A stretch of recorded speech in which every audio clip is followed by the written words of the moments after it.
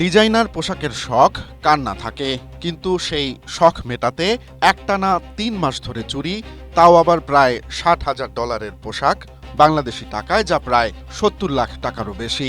যুক্তরাষ্ট্রের ফ্লোরিডায় উইনউড এলাকার একটি নামী দোকানে ঘটেছে এই ভয়াবহ চুরির ঘটনা। আর চুরির অভিযোগে গ্রেপ্তার করা হয়েছে ২২ বছর বয়সী ভারতীয় তরুণ ধীর প্যাটেলকে।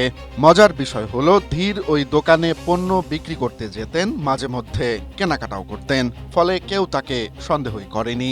পণ্য বিক্রির আড়ালে সিসিটিভি ক্যামেরার চোখ ফাঁকি দিয়ে একের পর এক দামি ডিজাইনার পোশাক লুকিয়ে ফেলতেন তিনি।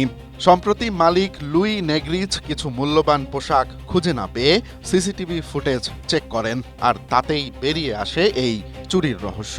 প্রথমে $৪১,০০০ ভাবা হলেও পরে জানা যায় চুরি হওয়া পোশাকের আসল মূল্য প্রায় $৫৫ থেকে $৬০,০০০। গ্রেপ্তারের পর ধীর নিজের অপরাধ স্বীকার করেছেন। বর্তমানে $৫,০০০ মুচলেকায় তিনি জামিনে আছেন। তার নামে মামলা করা হয়েছে, তাই শখের পোশাকের চড়া মূল্য এখন তাকে আদালতেই দিতে হবে।